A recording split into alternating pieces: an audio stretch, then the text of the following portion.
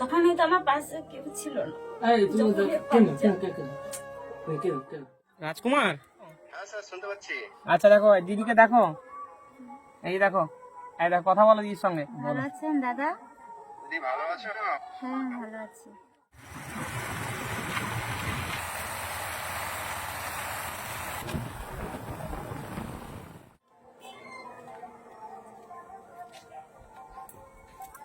এসো এসো এসো এসো। তোমার ছেলে? হ্যাঁ, নাম কি ওর? কতদিন আছো এখানটা? হ্যাঁ, হ্যাঁ,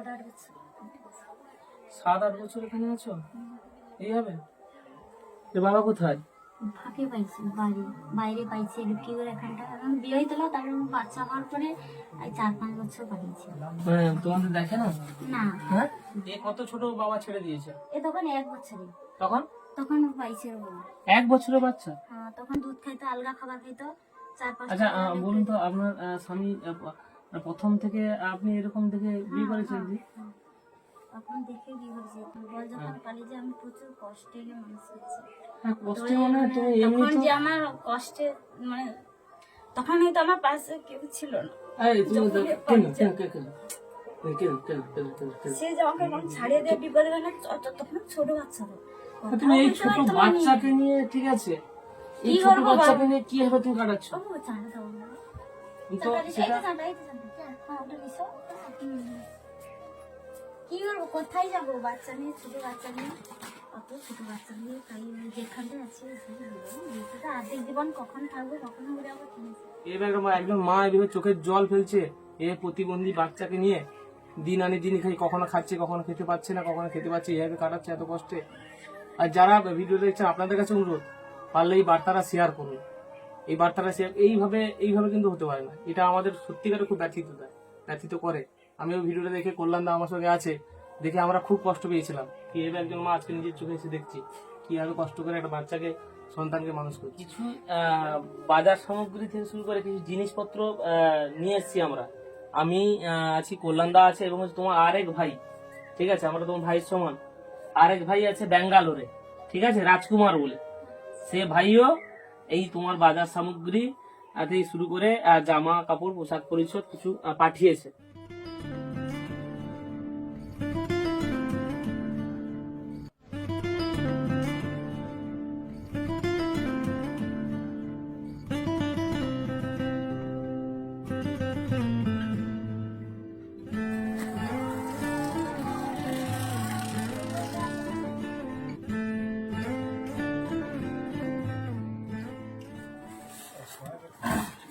দাদা আমার তো গাড়ি নেই, দুটো একটা গাড়ি পাই। আচ্ছা,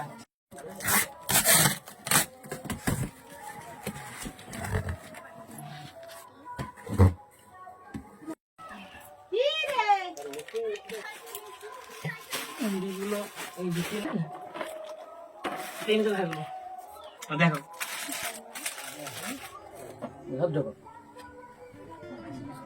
কি নাম তোমার?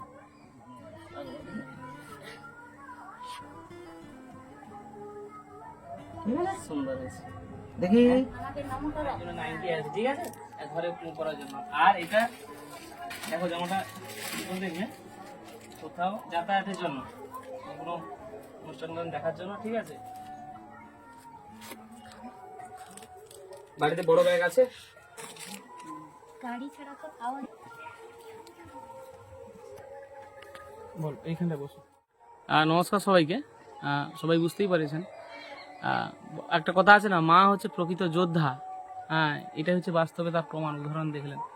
দিদি আছে আমার কাছে। তো দিদি হচ্ছে শারীরিকভাবে প্রতিবন্ধী, আপনারা দেখছেনও সবাই, ঠিক আছে।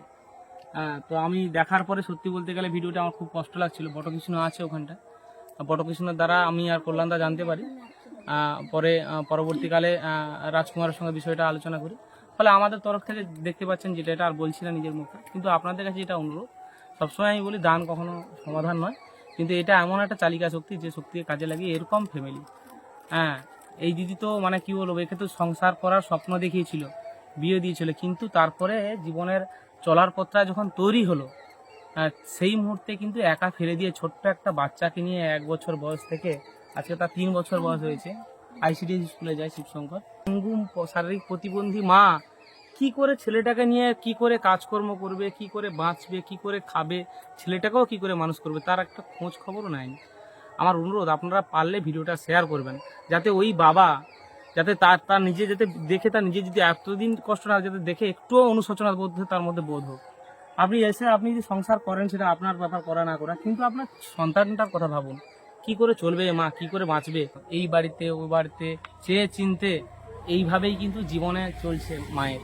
তাই আপনাদের কাছে অনুরোধ, যেটা করলাম আপনারা পারলে শেয়ার করুন, যাতে আমাদের জায়গায় অন্য কোনো মানবতার প্রতীক এসে কোনো সহযোগিতার হাত বাড়িয়ে দেয়।